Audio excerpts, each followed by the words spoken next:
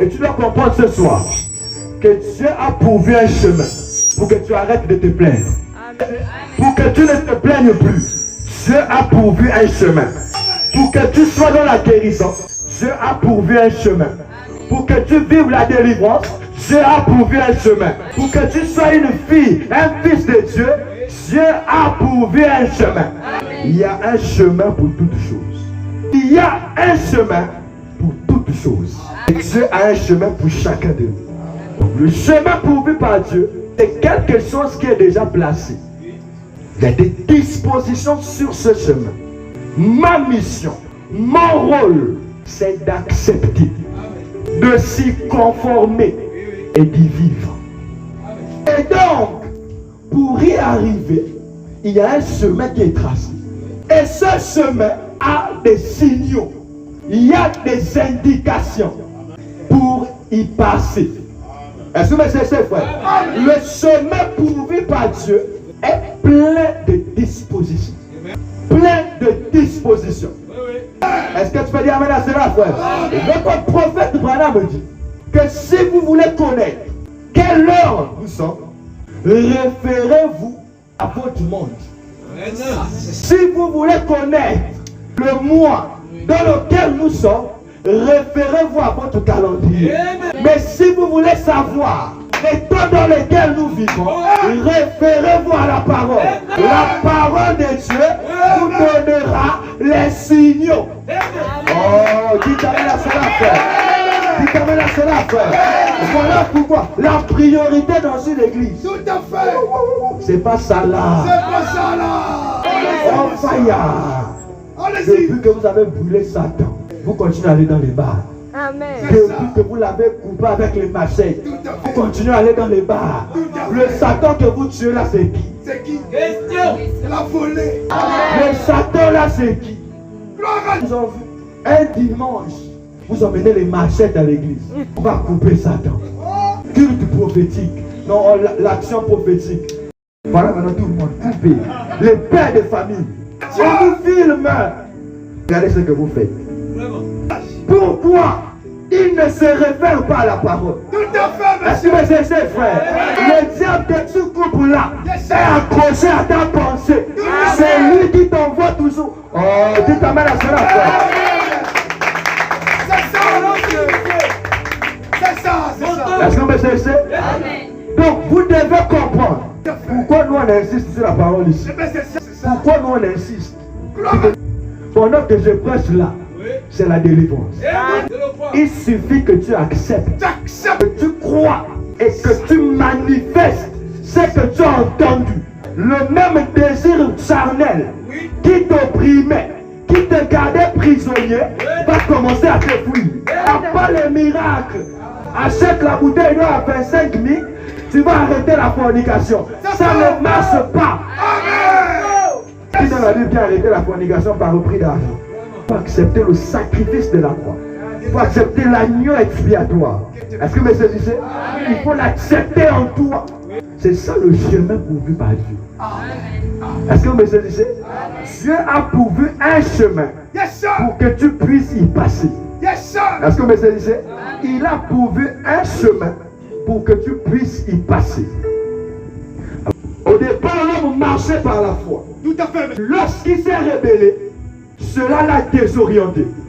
Ça l'a égaré. Et l'homme a perdu le chemin de Dieu. Et lorsque l'homme a décidé de suivre un autre chemin que celui que Dieu a fait tracer. Est-ce que c'est ça, frère? Et c'est ça qui nous arrive. Pourquoi on a des problèmes? C'est parce qu'on a décidé de suivre une autre voie que la voie de Dieu. Un autre chemin que le chemin de Dieu. Est-ce que c'est ça, frère? Mais Dieu avait pourvu une voie pour que l'homme qui était perdu puisse revenir. Et tu ne peux pas venir à l'église sans pourtant connaître quel est le chemin que Dieu a prévu pour que tu reviennes à lui. Si tu es dans une église où on ne te prêche pas le retour à Dieu il faut sortir. Tout à Tu t'amènes à cela, frère. Si tu veux sortir, ma tante, c'est la sainte. Un nom qui est diacre. Parce que mon père est le pasteur. Que je vais rester à cette église.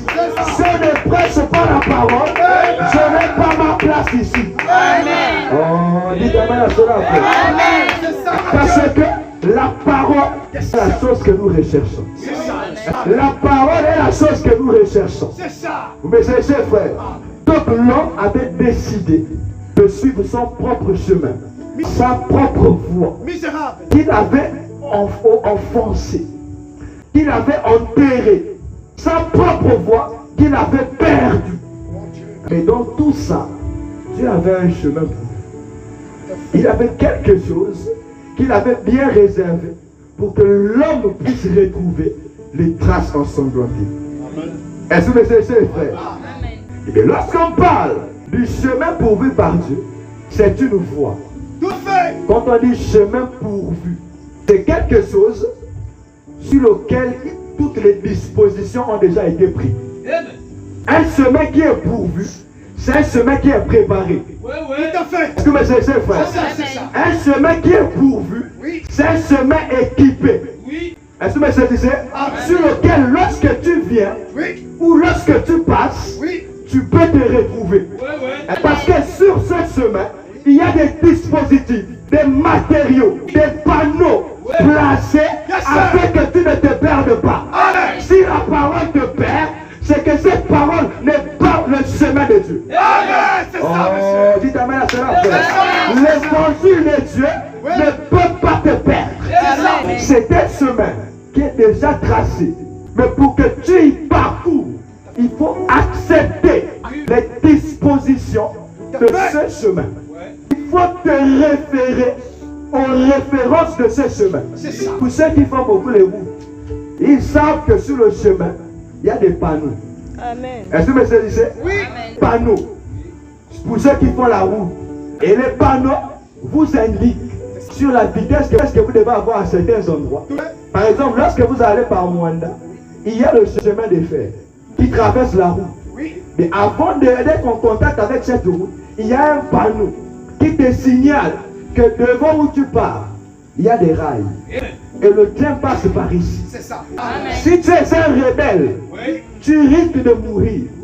Tu n'as aucune chance de vivre en contact avec un train. Est-ce que c'est ça, frère? Pour toi qui es obéissant et qui as étudié au code de la route, tu sais que ce panneau veut dire attention. Et lorsque tu avances, tu dois ralentir. Est-ce que vous me saisissez? Pourquoi tu ralentis? Parce que sur le chemin, il y a un panneau indicateur, un alerteur qui te montre que là où tu pars, il y a un danger. Frère Branham me dit, notre panneau, c'est le Saint-Esprit. Le Saint-Esprit en toi. Oh, dites amen à cela. J'ai envie de prêcher. Ne me regarde pas comme si je ne sais pas. Voilà, c'est le Seigneur.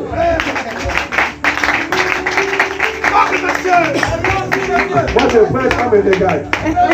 Acclamez le Seigneur d'abord. Ça c'était la voie pourvue par Dieu. Là, j'aimerais que tu changes ta pensée au sujet du chemin pourvu par Dieu. Il y a des gens qui pensent que le fait d'accepter Dieu, tout ira comme sur des roulettes. C'est une fausse vision. C'est une fausse conception. C'est un mauvais enseignement.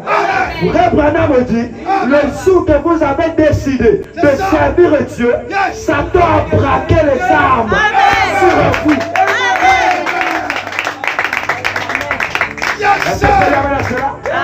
Depuis ce jour, la guerre a été déclarée. Est-ce que vous me saisissez? Tu ne pourras plus jamais, je dis jamais, aussi longtemps que tu serviras Dieu, être en paix. Amen. La paix que tu as, c'est Christ en toi. Le repos. Voilà la paix que tu as. La paix de ce monde, ne la cherche pas. Sera les persécutions, sera les tourments, les accusations. C'est le chemin du chrétien. Est-ce que vous me saisissez, frère? Amen. Chemin pourvu par Dieu, c'est pas quelque chose d'aussi aisé, tellement paisible, quelque chose où tu viens, ça va marcher. Tu pries aujourd'hui, ça arrive. que Dieu a pourvu un chemin. C'est ça, c'est ça. Vous connaissez qu'est-ce qui est arrivé pour que Dieu puisse pouvoir un agneau à Abraham, un bélier. Quel test. Vous savez par quoi il est passé Mon Dieu. pour que Dieu puisse pouvoir un animal à la place de son fils. C'est ça. Vous avez pesé le sacrifice, l'exigence de Dieu Que Dieu te bénisse. pour arriver à ça. Est-ce que mes chers frères, Amen. le chemin du Seigneur, tu as décidé. C'est-à-dire que peu importe ce qui arrive, tu as accepté. Peu importe ce qui arrive, tu as accepté. Donc une fois que tu choisis, c'est un monde plein de tumultes, un monde plein de difficultés, une vie pleine de combats. C'est le chemin que vous avez choisi. Ce n'est pas quelque chose de facile. C'est le fait qu'il se trouve dans une situation que personne dans sa famille n'a subi. Il pense que tout est fini. Vous devez comprendre une chose, que les grandes destinées rencontrent toujours des grands combats. Chaque grande destinée est soumise à des épreuves plus grandes. Chaque niveau de foi, une épreuve est liée. Et la Bible dit, Dieu ne peut pas t'éprouver au-delà de tes forces. Si cette épreuve semble grande, c'est que ta force est plus grande. Est-ce que vous comprenez ça? Si la tentation semble forte, c'est que ta force est plus grande. Est-ce que vous me suivez, frère? Il est question que tu comprennes qui tu es. Dieu ne t'envoie pas dans les épreuves s'il sait qu'il n'a pas confiance en toi. Dieu n'expose pas les gens qui ne sont pas prêts. Dieu n'expose pas les gens qui ne sont pas prêts. Quand Dieu t'envoie, t'expose. Quand Dieu te soumet à quelque chose, c'est parce qu'il a confiance en toi. Il sait que tu ne vas pas le décevoir. Les épreuves doivent être un sujet de joie, un sujet d'allégresse et de chant à l'Éternel. Amen. Même les épreuves sont la voie pourvue par Dieu. Amen. Dans le chemin du croyant, il y a des épreuves. Il peut arriver des moments où tu n'as rien dans ta vie. C'est le